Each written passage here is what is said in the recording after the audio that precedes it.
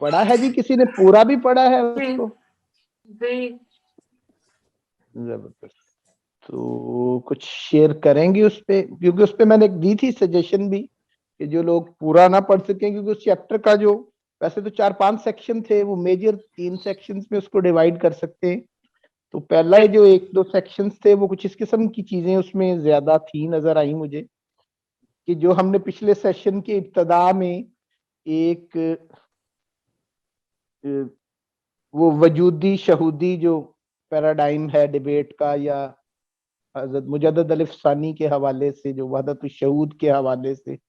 جو ایک رخ بنتا رہا ہمارے ہاں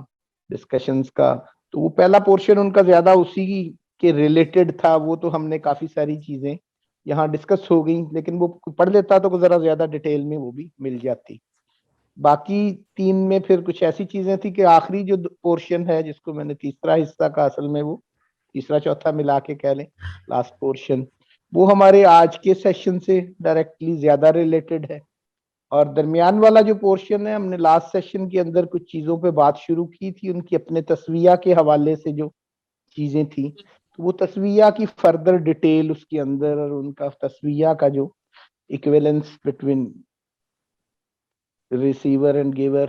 گیور اینڈ ریسیور, وہ والا جو بات تھی,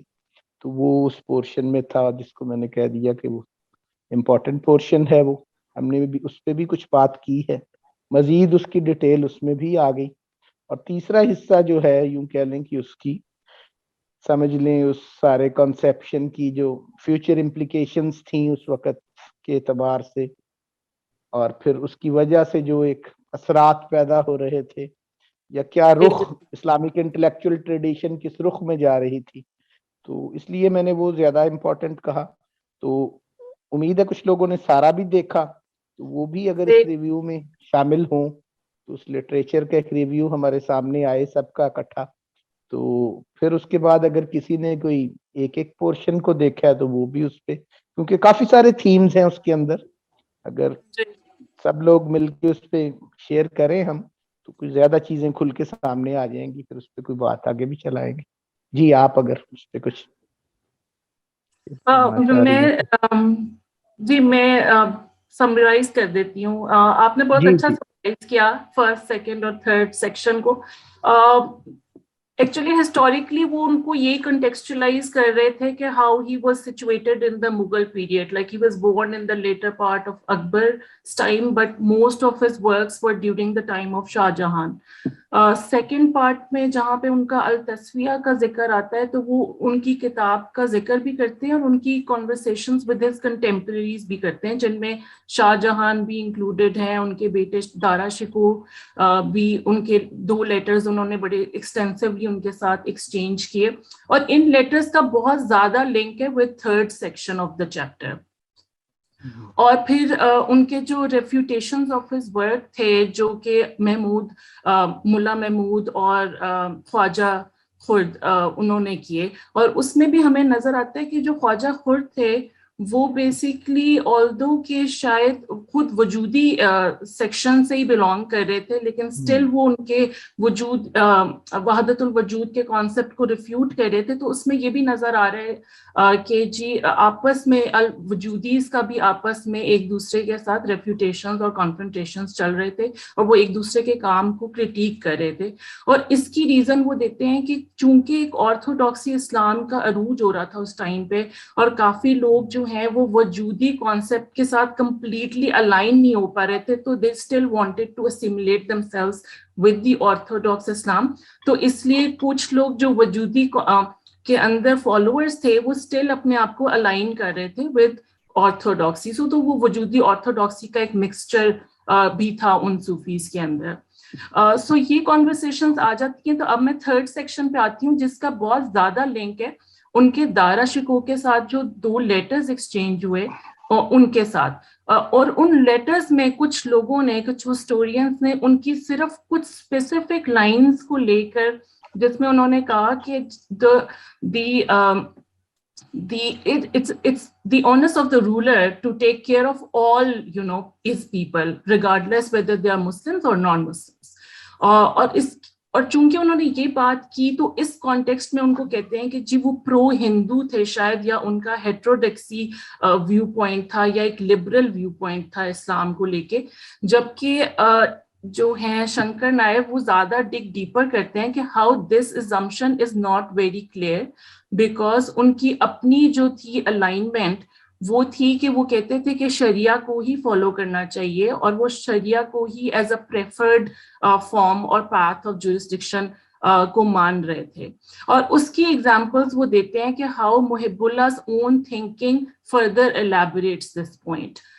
جس میں وہ کہتے ہیں کہ چونکہ محب اللہ کے التصویہ میں انہوں نے وجود کا ایگزسٹنس کہا کہ there is a necessary being and then there's a possible beings, اور جو all possible beings ہیں ان کی existence is dependent on the necessary being.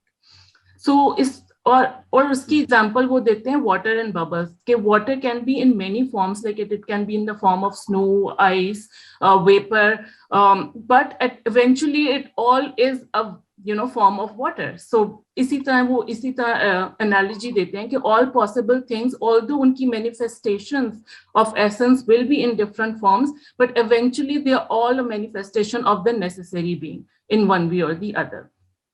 اور وہ یہ بھی کہتے ہیں کہ جو نیسیسری بینگ کے ایٹریبیوٹس ہیں, ان کی بیوٹیز ہیں, ان کی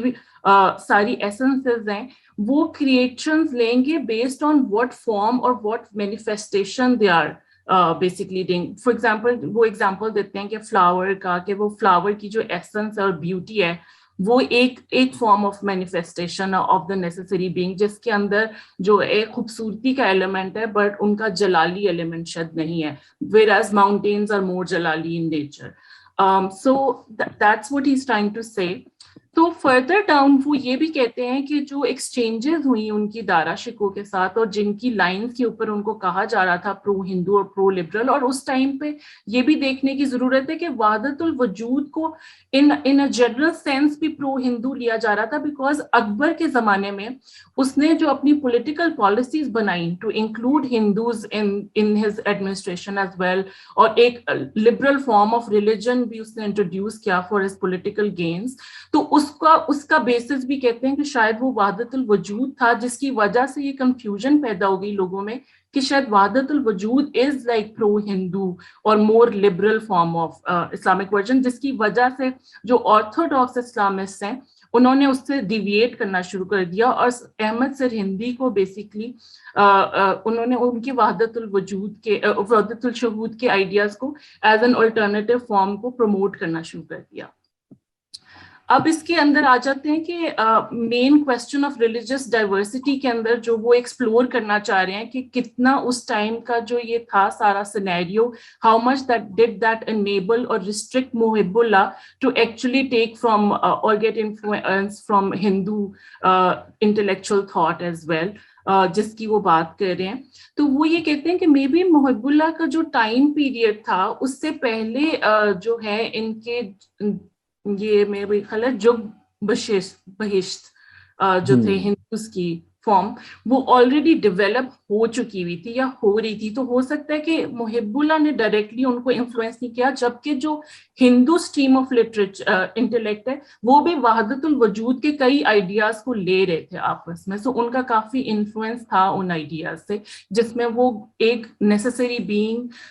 کا ایگزسٹنس اور باقی پاسبل بینگس کا ان کے ساتھ ایسنس اور manifestation of that necessary being کو ڈسکس کر رہے تھے اپنے اندر. اور اس کے اندر پھر وہ یہ فردر ایلیبوریٹ کرتے ہیں کہ جس کے اندر جو محب اللہ کا ورک ہے اس کے اندر بہت زیادہ جو ڈفرینشیشن آتی ہے between Muslims and non Muslims, وہ آتی ہے ڈفرینس اینڈ ڈسٹنکشن کے اندر, جس کے اندر وہ بیسکلی فردر ایلیبوریٹ کرتے ہیں کہ اور اپنی بات کرتے ہیں, جس میں وہ کہتے ہیں کہ جو ریلیجن ہے ایک بلیورز ہیں اور نان بلیورز ہیں, اور ان کی آپس میں وہ ڈسٹنکشن کرتے ہیں. اور وہ کہتے ہیں even though God has sent his message to through different messengers, but ان سارے میسنجرز کی چونکہ ایک اپنی ٹائم اور اپنی ایک ایسنس تھی, ان سب نے اپنی اپنی سولز کی ایسنسز کو ریفلیکٹ کیا اپنے میسج کے اندر. سو اسی لیے وہ ایک سرٹن میسج ایک سرٹن کمیونٹی میں اور ایک سرٹن لینگویج اور ایک سرٹن ہسٹوریکل کانٹیکسٹ میں آیا, جس کے اندر ان میسیجز نے ان کمیونٹیز کے کلچرل ہسٹوریکل بیک گراؤنڈز اور کلچرل بیک گراؤنڈس کو اڈاپٹ کیا اور اس طرح شیپ کیا. اور اس لیے چونکہ even though he agrees that God is omni present, like he is every where, but these prophets were present in just one particular time and location, and hence a follower can only follow one jurisdiction to be on the right path. اور ان کے خیال سے, محب اللہ کے خیال سے, وہ path شریعہ کا ہے, ہولی پروفٹ کا ہے, جس کو وہ پریفرنس کر رہے ہیں. تو اس میں یہ آتا ہے کہ جیسے کہ لائک وہ شاید اتنے پرو ہندو نہیں تھے, ایون دو کہ ان کا کانٹیکس تھا کہ دارا شکو کے جی a ruler should take care of all his people regardless of whether they are Muslims or non-Muslims. اور اس کی وہ مثال دیکھتے ہیں کہ جیسے the holy prophet came as a mercy for everyone and how he was kind towards everybody. تو وہ ایگزامپل دے رہے ہیں دارا شکو کو, اور جس میں یہ بھی وہ کہ the author is trying to portray کہ how Dara شکو didn't necessarily agree with him. So maybe محب اللہ کا ڈائریکٹ انفلوئنس دارا شکو کی پرو ہندو پالیسیز یا پرو ہندو آئیڈیالوجیز پر نہیں تھا شاید اتنا, ایون کیونکہ ان کی صرف 2 اس طرح کی ڈیٹیلڈ کمیونیکیشنز ہوئی تھیں, اور جس میں دارا شکو necessarily didn't agree with محب اللہ. So and then ایک اسٹریم میں وہ یہ بھی کہتے ہیں کہ even though there is one God and then God is sending same message through different messengers, then how can one increase the knowledge of God? تو اس میں وہ ذکر کا بہت زیادہ emphasize کرتے ہیں محب اللہ, and then again he's emphasizing to follow one path, and then he's also saying that like elaborating ke like gee how different prophets had their own essences and their own souls and their own ideologies. اور اس کی analogy بھی وہ دیتے ہیں کہ different stars ہیں within the sky, but then the sky is one, right? So it's the same part, like the stars all belong to that same sky. So that's why how all these prophets, even though they came in different situations and different locations, but they all still belong to one God and brought the same message. اور lastly وہ جو ہیں author وہ یہ بھی examine کرنے کی کوشش کر رہے ہیں کہ عرب پرشین جیٹ اسٹریم کا کتنا انٹریکشن تھا ود دیئر ادر ہندو جیٹ اسٹریمز یا انٹلیکچوئل تھاٹس. تو اس میں وہ یہ بات کر رہے ہیں کہ انہوں نے ایگزامپل البیرونی کی دی کہ انہوں نے کافی زیادہ جو ہے سنسکرتی اس ٹریڈیشنس پر لکھا, بٹ چونکہ مسلمس نے اس ٹائم پہ اس اسٹریم آف تھاٹ کو اتنا زیادہ پروموٹ نہیں کیا, تو ان کی تھاٹ کو کوئی اور فردر ایلیبوریشن نہیں ہو سکی اس میں. اور سیکنڈلی اس ٹائم کے اندر mid 17th century میں Arab language was the prominent language of the philosophers and Muslim writers. تو اس لیے اور چونکہ پرشین لینگویج کا عروج ہو رہا تھا, but Persian language was mostly used to translate the technical parts into a more accessible form of writings. So that's about the summary, and that is all from my end. So if anybody else wants to contribute. جی بس میں نے اپنی conclude کر دی تھی کہ اس time پہ چونکہ عرب language use ہو رہی تھی اور پرشین لینگویج یوز ہو رہی تھی to translate technical things into more accessible form. تو پرشین لینگویج آلدو کہ اس کے بعد کا پیریڈ جو ہے اس میں ہم پرشین لینگویج میں بھی بہت زیادہ ٹیکنیکل اسکالرلی ورک کا دیکھتے ہیں مثالیں. So this was the end of summary of overview of the chapter. جی جی, تو کوئی اور بھی اس میں کچھ ایڈ کرنا چاہے گا؟ No, as we go on, I have a few questions and some observations, so we can do that. But it is very interesting to note that how poor Sufis also and these religiously, intellectually developed people were so, you can say, bogged down, influenced, affected by the politico-social scenario around. اور پھر آپس میں بھی ان کی disagreements and conflicts just went on, and which of course confused. And if you see, my just observation about it is کہ آج بھی بہت یہ جو extremist view ہے زیادہ وعدہ تشہود کو لیا جا رہا ہے, اس کے اوپر زیادہ I think people are more towards it and tilted towards it than Wahdatul Wujud. But I have one or two simple questions, but as we go along I can ask them later if you like. ایک تو جو مجھے سمجھ آئی ہے ابن العربی جو تھے وحدت الوجود, I find it ان کا میکرو لیول تھا, پرسپیکٹو تھا. سرندی احمد سرندی کا مائکرو تھا بیکاز وحدت الشہود. تو میرا یہ سوال تھا کہ is imagination of God separate from God? One. Two, جب وحدت الوجود تو مجھے سمجھ میں آیا, find it much more rational. شہود میں مجھے ایسے لگا جیسے can we separate the attributes of God from God? Because he is within himself. But وحدت الشہود سے مجھے ایسے لگا جیسے کہ separate attributes کو کر دیا گیا ہے. Because اللہ جو ہے, ذات جو ہے, that contains everything, وہ تو آہد ہے. And then is ahadiyat. So can we separate imagination of God from God, the essence of God from God? کیونکہ multiplicity تو اس کے attributes میں ہے. And then of course we connect with him through the attributes he has given us. But وحدت الشہود کو مجھے تھوڑا سا یہ مجھے ایسی تھوڑا سا امپریشن ملا کہ وہ اس کو ایٹریبیوٹس کو الگ کر دیا گیا اور اللہ کو پرسنالٹی کر دیا گیا ہے, کیونکہ اللہ کی آہدنیت جو ہے اس کا مجھے ان کا سمجھ نہیں آیا پرسپشن. یہ چیزیں انشاءاللہ آج کے ڈسکشن. جی جی میرا ایک چھوٹا سا کامنٹ اور اسی سے ریلیٹڈ ہے, وہ یہ ہے کہ ایون تو اس آرٹیکل کو پڑھ کے مجھے یہ سمجھ آ رہی تھی کہ جو وحدت الوجود اور شہود ہے, مے بی ان اسٹریمس کو صحیح طرح سے انٹرپریٹیشن ان کی نہیں ہو رہی تھی, اور اس کی ریزن ایک ہسٹوریکل کانٹیکسٹ بھی ہے, کیونکہ اس دور میں چونکہ شاید زیادہ آرتھوڈاکسی تھی تو کچھ صوفیز نے الائن کیا اپنے آپ کو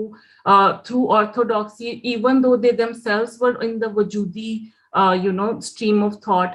جس طرح ایون جو خواجہ خلد ہیں, ان کے جو فادر ہیں ان کا نام باقی اللہ, وہ جو تھے وہ ٹیچر تھے احمد سرہندی کے, رائٹ, اور جنہوں نے ان کو ایکچولی وجودی سے دور کیا اور ان کو شہود کی طرف لے کر گئے, لیکن ان کے اپنے بیٹے وجودی اسٹریم آف تھاٹ میں ہی رہے. تو مجھے یہ بھی تھوڑا سا ہوتا تھا کہ may be there is a misalignment because of the historical context in which they were situated. تو اس پہ بھی آپ تھوڑا سی وضاحت کریے گا کہ یہ کیسے اسٹریم آف تھاٹس جو ہیں ڈفرینشیٹ ہو رہی تھی. اور ایون گریگلی لپٹن نے بھی یہ بات تھوڑی سی اپنے آرٹیکل میں کی تھی کہ سرہندی جو ہیں اپنے کنٹمپرری ٹائم میں اتنے زیادہ آرتھوڈاکس نہیں کنسیڈر ہوتے تھے. He was also considered an illusionist, لیکن ان کی ڈیتھ کے بعد ان کو زیادہ ایز اے آرتھوڈاکس اسلام کا پورٹریئر یا وحدت الشہود کو پورٹرے کر کے ایز اے ریوائور آف اسلام کو پورٹرے کرنا شروع کر دیا. تو اس پہ بھی آپ تھوڑی سی ذکر کریے گا کہ وائی کنٹمپریری ٹائمس میں ہم ان کو نہیں ایکسیپٹ کرتے اور ان کی ڈیتھ کے بعد ہم ان کو ایک بہت ہی زیادہ ایگزالٹیڈ لائک بڑا صوفی کنسیڈر کرنا شروع کر دیتے ہیں. جی ڈاکٹر صاحب, میرا بھی ایک دو کامنٹس ہیں. وہ یہ ہے کہ میں تو ایکچولی بہت امپریس ہوا اس آرٹیکل سے, بیکاز 17th century کے current problem which was a Muslim minority ruling over a non-Muslim majority, اس کی ایک انٹلیکچوئل ڈائنامزم ہمارے سامنے آتی ہے in this whole discussion,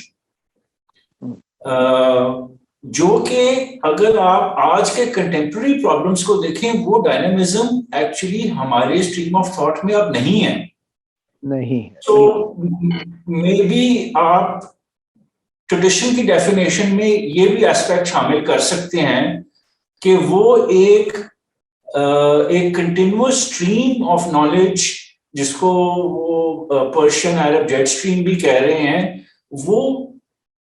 it also talked about contemporary issues, جو کہ I think colonial period نے اس کو بریک کر دیا, and now we don't have those institutions or that level of thinking to discuss our current problems. بہت خوب, ایک بہت اچھی چیز آپ نے پوائنٹ آؤٹ کر دی, بہت خوب. دوسری بات یہ ہے ڈاکٹر صاحب کہ جس طرح آپ نے پہلے بھی مینشن کیا کہ we keep skipping around the exact definition of Wahdat al-वजूद and Shahood, Wahdat al-वजूद की especially, so वो अभी तक वाज़ेह नहीं हो रहा, जरा उस पे भी थोड़ा सा रोशनी डालिएगा। दोबारा बोलें ये बात, मैं थोड़ी सी स्किप कर जी, गया। वादत al-वजूद की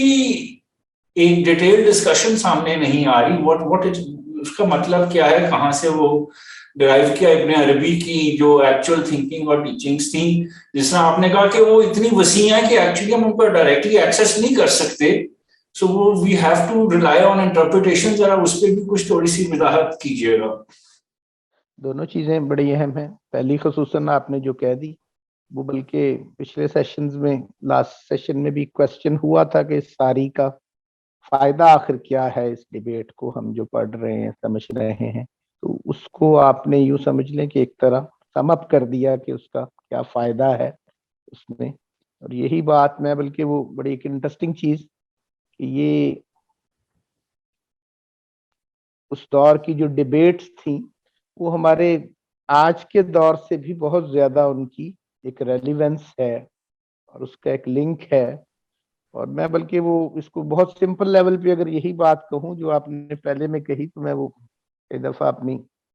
जो एकेडमिक क्लासेस होती हैं उनके स्टूडेंट्स के साथ शेयर करते हुए कहता हूँ कि हमारे ये इंडियन और पाकिस्तानी जो मीडिया में मूवीज वगैरह में एक बड़ी स्टोरी होती है कि वो कोई हादसा हुआ किसी के साथ और उसने अपना हाफिजा, मेमोरी लॉस हो गया उसका, और फिर वो मेमोरी लॉस होने के बाद एक दौर मेमोरी लॉस में गुजारता है, रिलेशन उसके बन जाते हैं, या तो किसी और हादसे अपनी मेमोरी पा लेता है, या फिर उसको कोई ग्रेजुअली उसको उसके माजी की चीजें याद कराने की कोशिश की जाती हैं। तो ये इस किस्म के कोर्सेज या इस किस्म की चीजें जो हैं, या उस दौर की डिस्कशंस को हम जो पढ़ने की कोशिश करते हैं, डिस्कस करने की कोशिश करते हैं, वो चीजें सामने लाते हैं। तो ये एक बहुत बड़ा हादसा हमारे साथ जो, जिसको कॉलोनियल इंसिडेंट हम कह रहे हैं, तो उस हादसे ने ये जो हमें एक मेमोरी लॉस दिया है, तो उससे रिकवर करने के लिए ही है ये सारा कुछ। आप एकेडमिक अंदाज में वही बात कह भी दी। तो ये असल में, और ये इतनी अहम डिबेट है, और इससे उस दौर का, शाहजहां का दौर जो है, और उसके बाद के फिर दौर की बुनियाद भी पड़ रही है उसमें, तो लेटर मुगल्स के दौर में तक पहुंचने तक ये जो चीजें थी, मुहिबुल्लाह अलाहाबादी अपने बाद भी एक दो सदी उनको बहुत ज्यादा कोट किया गया। इवन मॉडर्निस्ट जो हमारे थे, जो बहुत कॉलोनियल स्पेल के तहत आके जिन्होंने काम किया, हत्ता के सर सैयद ने काफी अपनी तहरीरों में मुहिबुल्लाह को कोट किया। लेकिन हुआ ये कि 20वीं सदी में आके 1890 के बाद, या जब असरात कॉलोनियलिज्म के पूरी तरह फैले हैं, तो फिर वो एक कंप्लीट मेमोरी लॉस में हम चले गए। और पिछली पूरी सदी हमारी डिस्कशंस में वही, जैसे कहा कि वहदत शहूद की बात को ही इस कॉलोनियल कॉन्टेक्स्ट के अंदर जैसे नरेट कर दिया गया, हमने मुस्लिम इंटेलेक्चुअल ट्रेडिशन को उसी अंदाज में ही देखा थ्रू आउट, कि हिंदुस्तान को मोहम्मद बिन कासिम और सुल्तान महमूद गजनवी, और उसके बाद मुजद्दद अल-अफ़सानी, और उसके बाद नेशनलिज्म एक, और वो बस इस किस्म की एक हिस्ट्री हमें लें कि ये इंटेलेक्ट हो गए सदी के अंदर, उसमें उसी से रिकवर करने की भी ये कोशिश होती है। और मुहिबुल्लाह अलाहाबादी पे काम भी, मतलब हमारे इंटेलेक्चुअल जो डिस्कशंस थी या डिबेट्स थी, उनको हम बिल्कुल डिस्कशन में ही नहीं आ पाई, उनका रुख ही कुछ और हो गया। तो उनको दोबारा देखने से वो सही डायरेक्शन भी रिकवर भी होती है, वो भी सामने, और उसके नतीजे में आज की दुनिया में क्या सूरतें पैदा होती हैं, आज के सेशन के आखिरी हिस्से में उस पर हम थोड़ा सा उसको खुल के बात भी करेंगे। दूसरी बात भी जो आपने कर दी कि इब्ने अरबी की वहदतुल वजूद पूरी तरह कैसे सामने आएगी, तो हम इब्ने अरबी को यही एक सजेशन है कि वो कैसे सामने आएगी। ہم ابن عربی کو دیکھتے رہے اپنے سیل کے تحت وحدت الشہود کے تناظر میں ہی، شہود وجود کی ڈسکشن میں ہی وحدت الوجود سمجھتے رہے، یا توحید جو ابن عربی کا تصور ہے وہ مجدد الف ثانی شیخ سرہندی کی بائنری کے ساتھ ہی ابن عربی شیخ سرہندی اس سیٹ کے اندر ہی اس کو بھی سمجھتے رہے، اور ایک شہود وجود کنفلکٹ کے طور پر ہی اس کی انڈرسٹینڈنگ لینے کی ہمیشہ کوشش کرتے رہے۔ یہ ہی پیٹرن ہمارا ڈیولپ ہو گیا اس دور کے اندر۔ حالانکہ اس آرٹیکل کے اندر بھی جیسے چیزیں آئیں سامنے کہ وہ ایک سٹانس تھا، وہ بھی ویسے نہیں تھا جیسے یہ کالونیل پیریڈ کے اندر اسے پروجیکٹ کر دیا گیا۔ جیسے انہوں نے حضرت باقی باللہ کا ذکر کیا کہ وہ استاد تھے اور ان کے بیٹے خواجہ خرد جو ہیں وہ خود وحدت الوجودی تھے، لیکن حضرت محب اللہ الہ آبادی سے ان کی اپروچ ڈفرنٹ تھی وحدت الوجود پہ۔ تو خواجہ کلاں بھی اسی طرح، بڑے بیٹے جو تھے حضرت باقی باللہ کے، تو وہ بھی وحدت الوجودی تھے۔ تو خود خواجہ حضرت باقی باللہ جیسے بات ہوئی، وہ ایسا نہیں ہے کہ وحدت الشہود انہوں نے پوری طرح یوں اس انداز میں جیسے ہم وحدت الشہود کو آج دیکھ رہے ہیں لے رہے ہیں، بلکہ ان کی اس تمام کے باوجود کہ اپنے بچوں کو انہوں نے شاگرد حضرت مجدد الف ثانی کا ہی بنایا، شیخ سرہندی کا ہی بنایا، شیخ احمد سرہندی کا ہی انہوں نے شاگرد بنایا ان کو۔ لیکن اس کے باوجود ان کی جو ایویلیویشن تھی، ایک تو یہ کہ حضرت شیخ احمد سرہندی اور ان کی وحدت الشہود ویسے نہیں ہے جیسے جس پرسپیکٹو میں ہم نے کالونیل پیریڈ سے اسے دیکھنا شروع کر دیا۔ وہ باقی جو سٹانسز ہیں اسکول آف ابن عربی کے اندر ہی ڈفرنٹ سٹانسز موجود ہیں، اور شیخ احمد سرہندی بھی اسی طرح خواجہ خلاں کی طرح، خواجہ خرد کی طرح، اور جو اس دور میں لوگ وحدت الوجود کے محب اللہ الہ آبادی سے مختلف ورژنز بھی موجود ہیں، اسی طرح یہ بھی اسکول آف ابن عربی ہی کی ایک ڈیولپمنٹ تھی جو وحدت الشہود تھی۔ وہ ایسا نہیں کہ اسکول آف ابن عربی سے باہر نکل کے کوئی کام تھا۔ تو ہم نے اس کو ایک رائیولری کے طور پہ پروجیکٹ کر دیا کالونیل پیریڈ کے اندر۔ ایک تو اس کی انڈرسٹینڈنگ یہ ذہن میں ہونی چاہیے۔ دوسرا مطلب یہ تو بہت چھوٹے آبزرویشنز تھیں جو حضرت شیخ احمد سرہندی کے حوالے سے ہمیں نظر آ رہی ہوتی ہیں۔ تو وحدت الوجودی اسکول کے اور ریپرزینٹیٹیوز جو ہیں ان کی اس سے بھی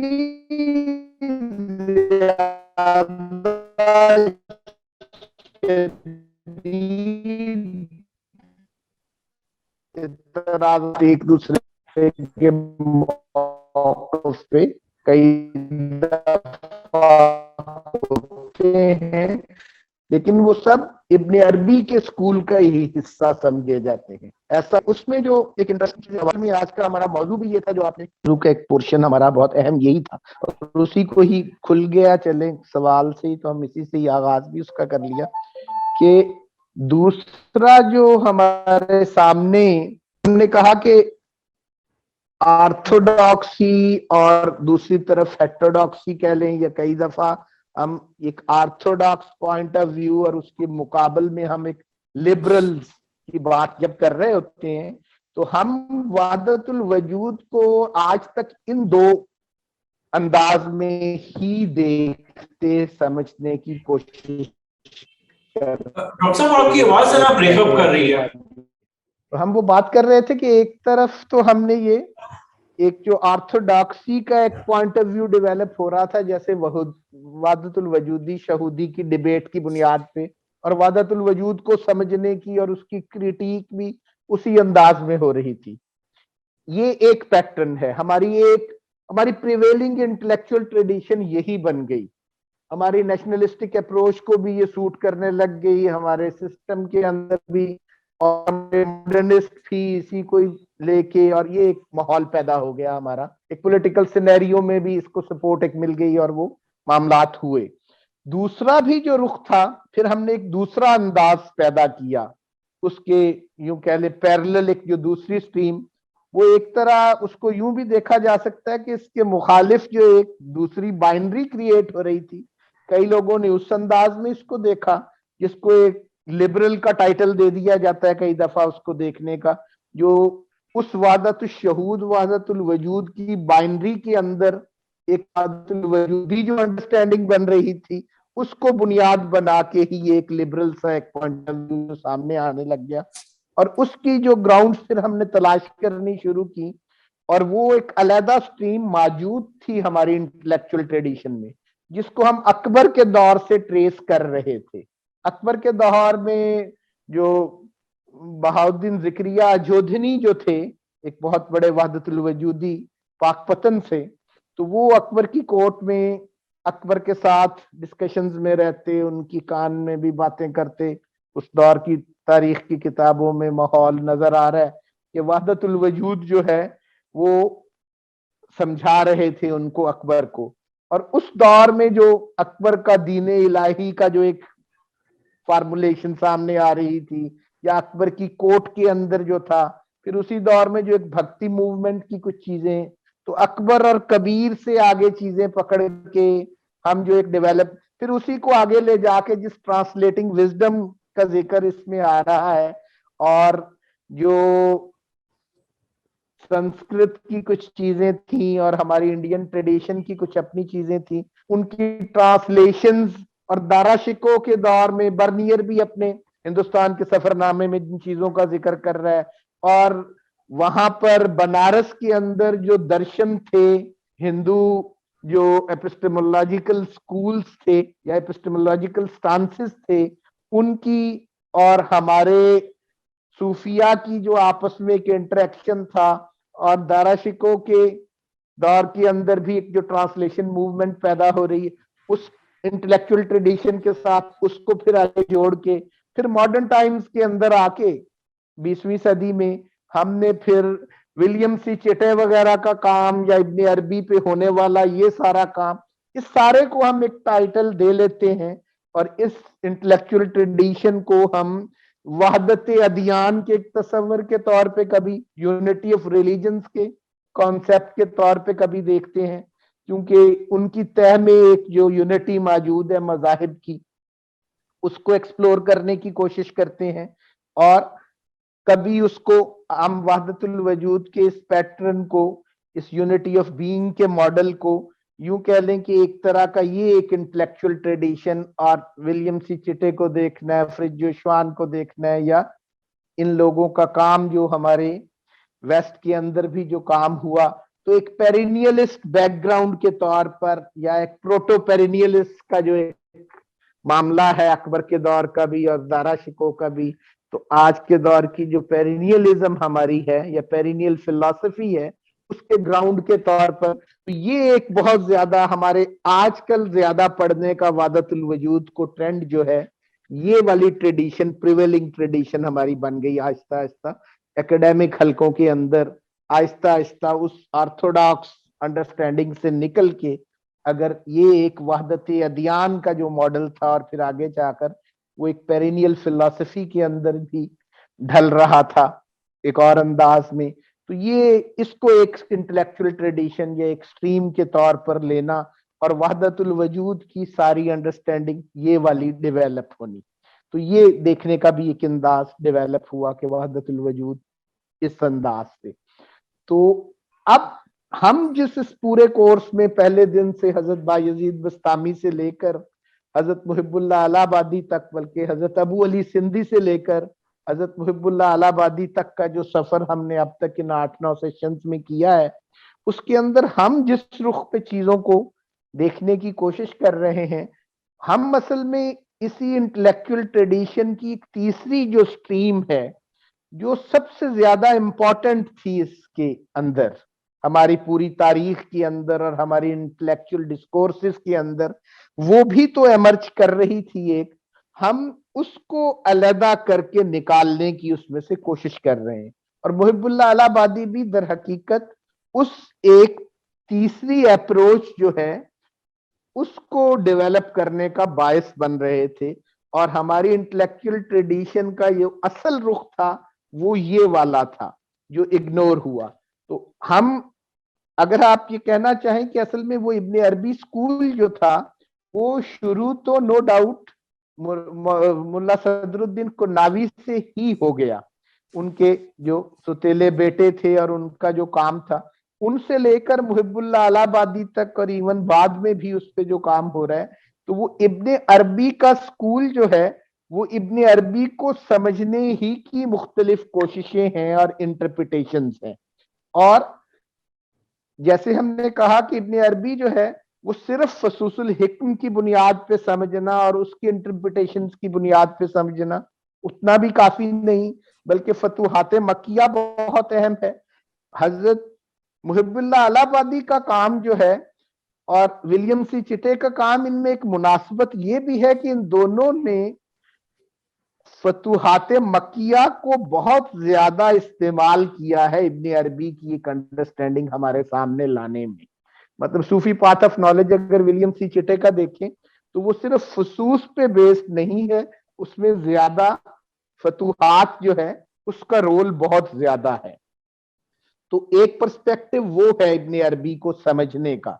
پھر دوسری طرف میں نے جیسے کہا کہ محب اللہ الہ آبادی اگر ہم اپنی انڈین ٹریڈیشن کو دیکھیں اور اس کے اندر ابن عربی پہ جو کام ہوا تو ان کو شیخ کبیر بھی کہتے ہیں حضرت محب اللہ الہ آبادی کو. تو ابن عربی کو اور وحدت الوجود ابن عربی کی کو سمجھنے کے لیے میرے خیال میں جس طرح ہم آج کے دور میں ولیم سی چٹے کو پڑھتے ہیں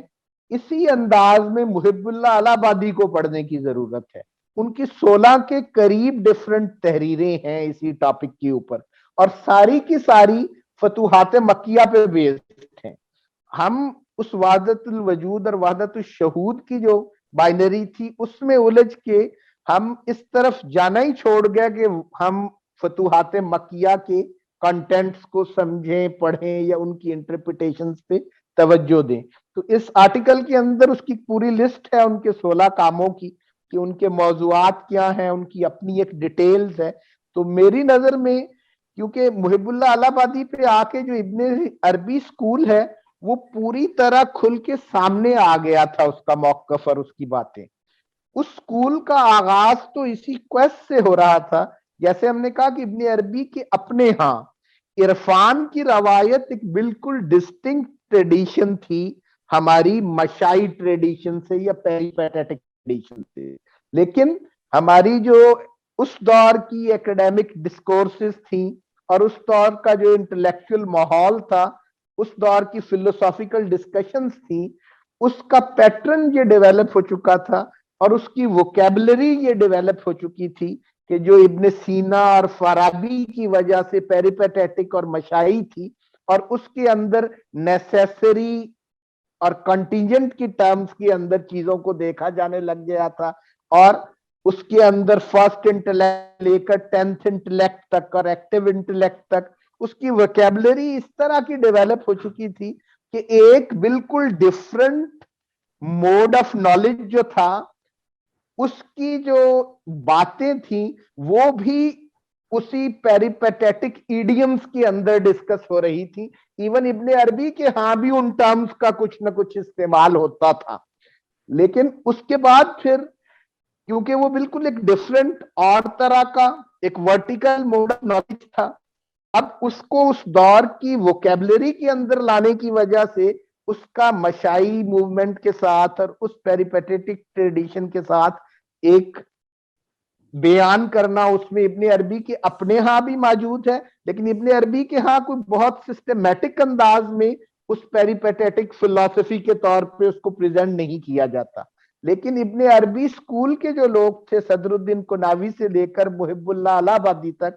ان ساروں نے تو بڑے پھر اسی انداز میں اس پوری ووکیبلری کو اور اس پورے سسٹم کو یوز کیا پوری طرح عرفان کی روایت کو بتانے کے لیے اور ایکسپریس کرنے کے لیے. ان ایڈیمز کو ہی استعمال کیا.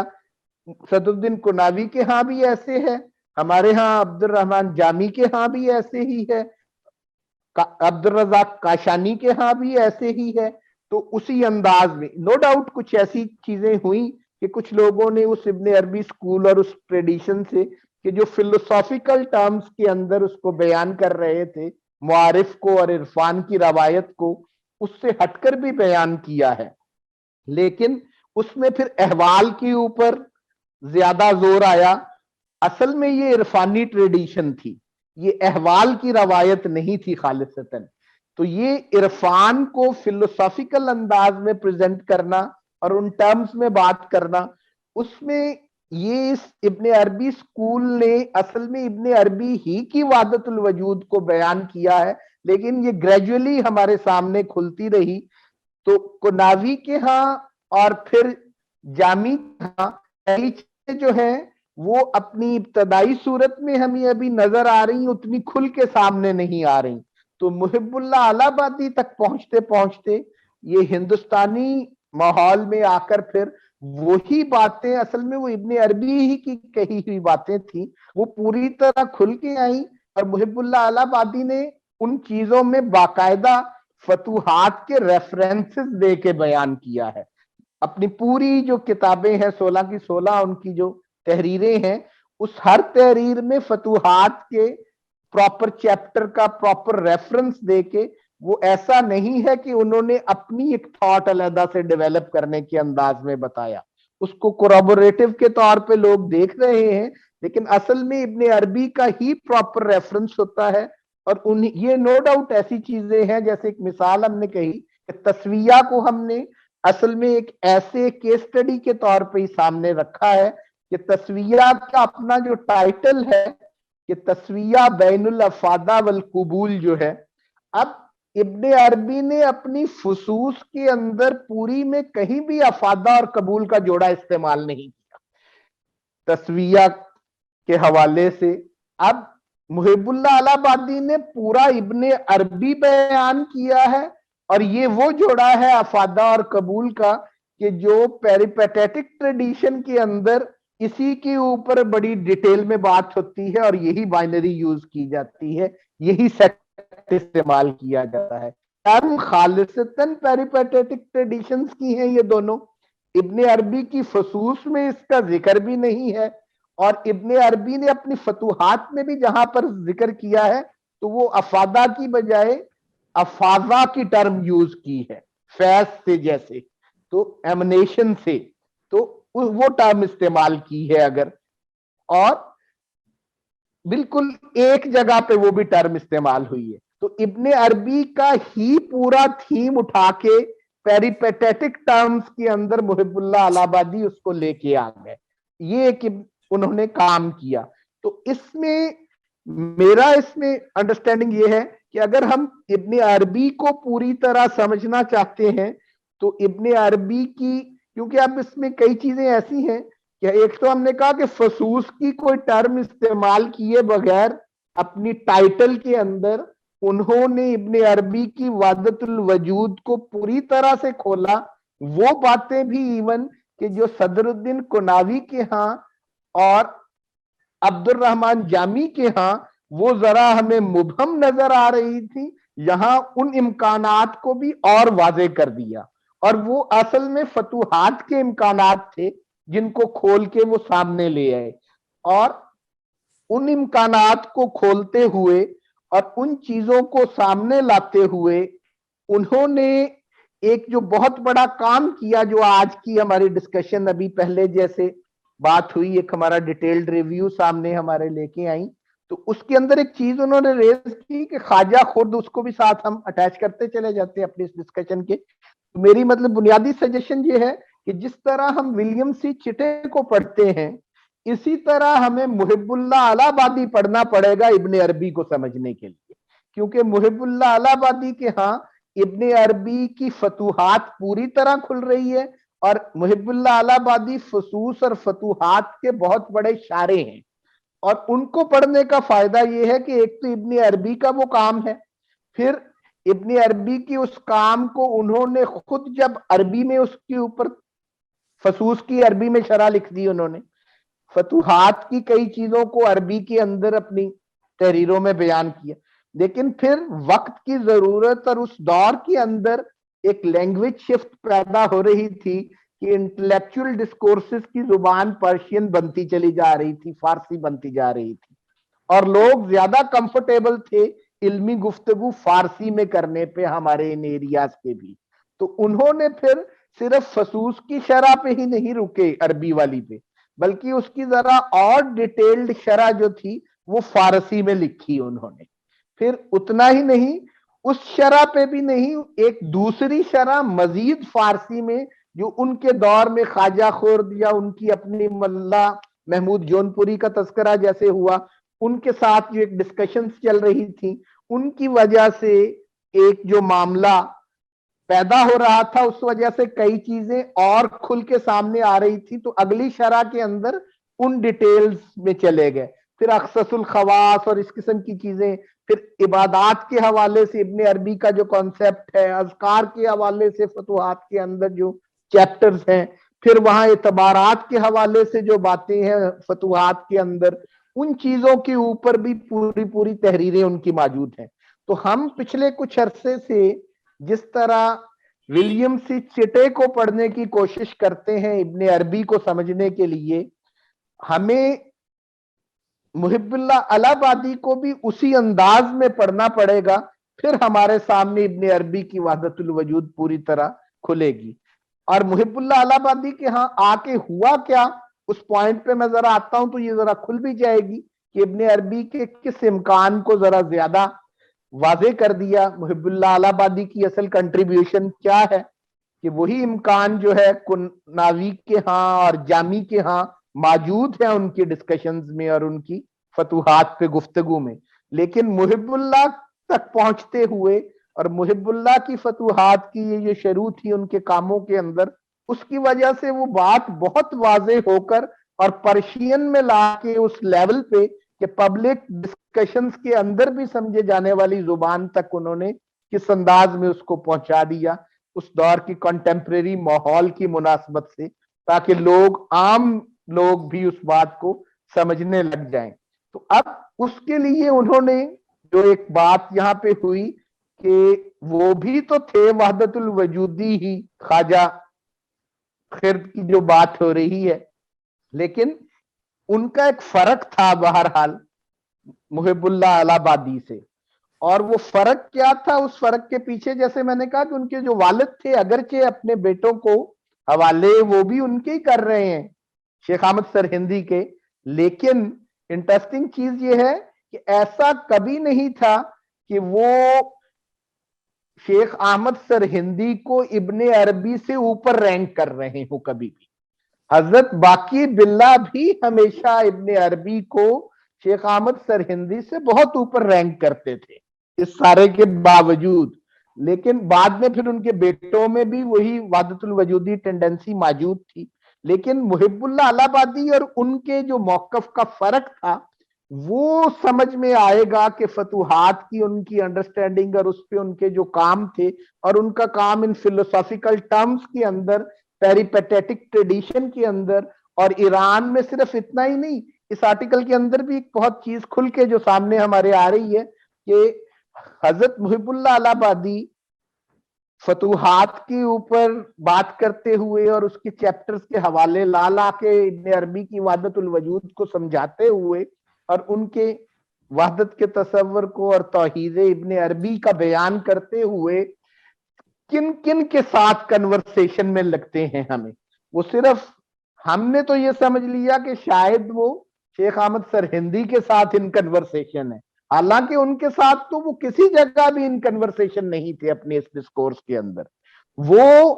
ایک طرف پیریپیٹیٹکس کی ٹرمینالوجی یوز کر رہے ہیں, ان کے ایڈیمز یوز کر رہے ہیں, ان کی اصطلاحات یوز کر رہے ہیں, ایک طرف وہی عربو پرشین جو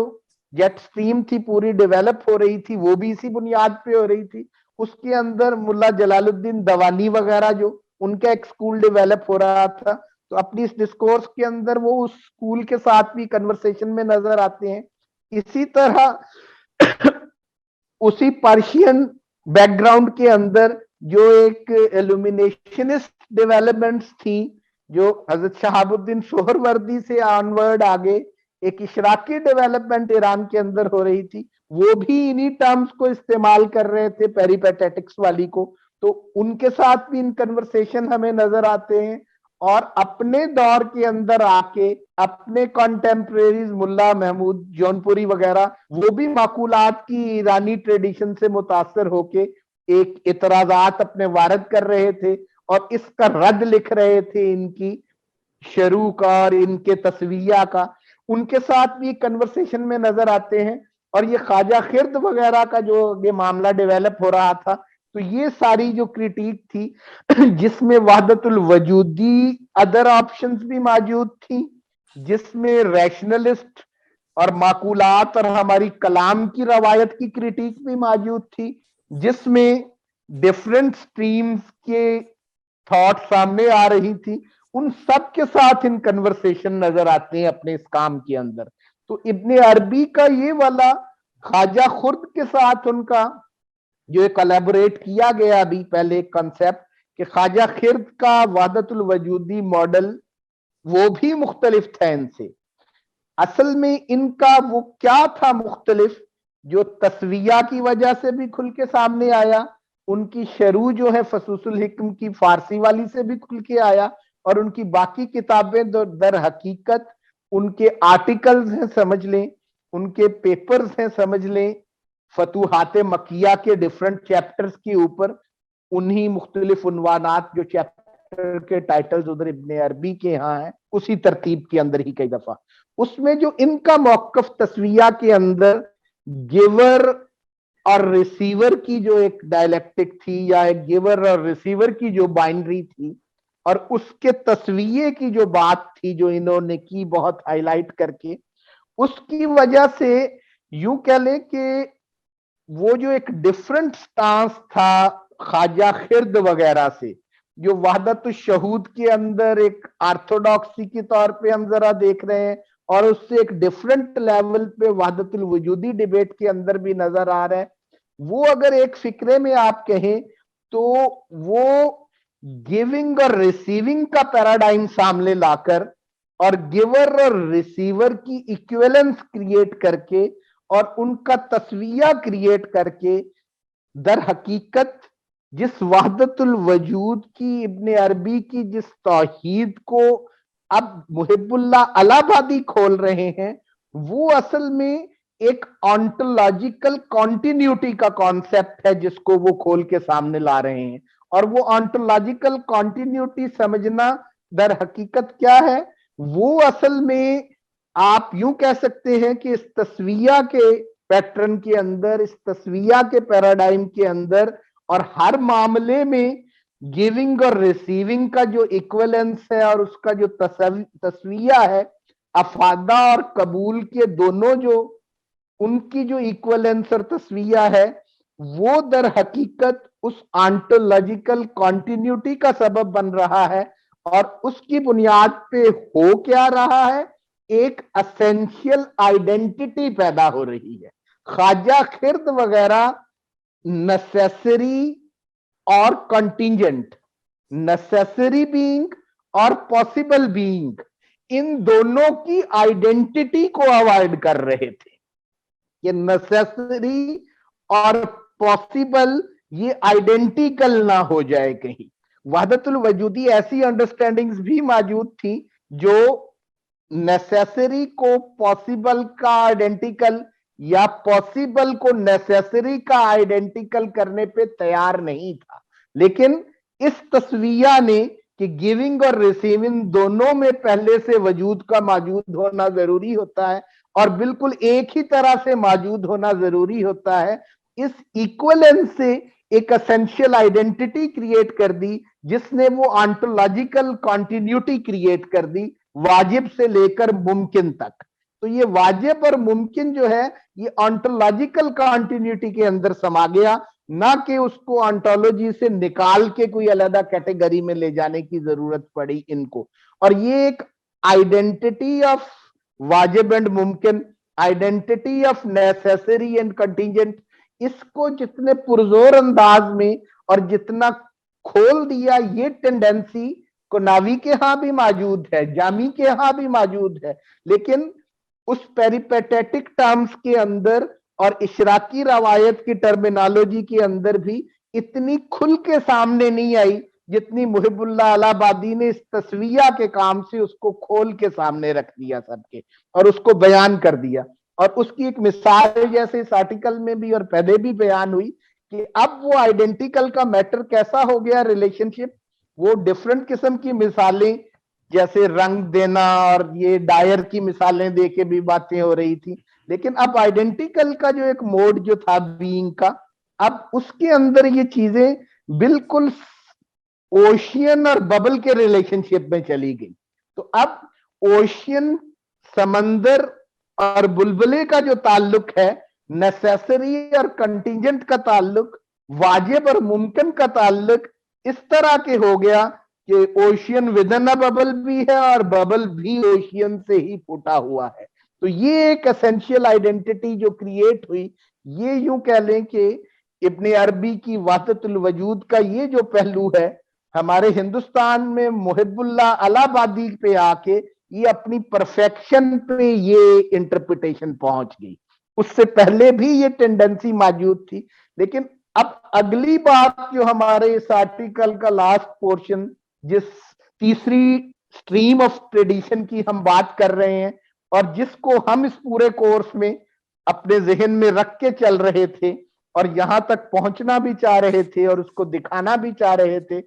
अब वो ये है कि इस एसेंशियल आइडेंटिटी को क्रिएट करने के बावजूद,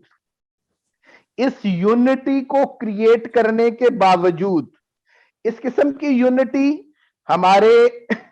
वहदत अदियान के तस्वर के अंदर भी आइडेंटिटी के इसी मोड को उठाया जाता है मुहिबुल्लाह अलाहाबादी को, और यूज तो किया जाता है। ट्रांसलेशन मूवमेंट्स के अंदर भी यही हमारी अरबो पर्शियन जेट स्ट्रीम की जो डेवलपमेंट थी, अगरचे वो मुहिबुल्लाह अलाहाबादी से नहीं ली गई थी, लेकिन ये उस पूरी इंटेलेक्चुअल अरबो पर्शियन स्ट्रीम के अंदर ये टेंडेंसी और ये डेवलपमेंट हो रही थी, जो हिंदुस्तान में आके बहुत खुल के सामने आ गई। तो मुहिबुल्लाह अलाहाबादी के कंटेम्परेरीज उन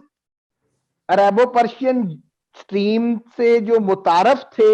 उस टर्मिनोलॉजी को जब वो इस्तेमाल कर रहे थे तो मुहिबुल्लाह अलाहाबादी तक, उन तक भी ये थीम्स पहुंच रहे थे और उन्होंने अपनी ट्रांसलेशन मूवमेंट के अंदर भी उन चीजों को इस्तेमाल किया, लेकिन उन्होंने उसको इस्तेमाल करके वही वहदत अदियान के पैटर्न की बुनियाद पे आगे जाके एक पेरेनियलिस्ट जो मौकफ था वो जो डेवलप हो रहा था, वो बिल्कुल एक और तरह की उसकी फ्यूचर इंप्लीकेशन सामने आई आके, वो यूनिटी ऑफ रिलीजन के कॉन्सेप्ट के तौर पर एमर्ज की। लेकिन मुहिबुल्लाह अलाहाबादी का जो एक फर्क था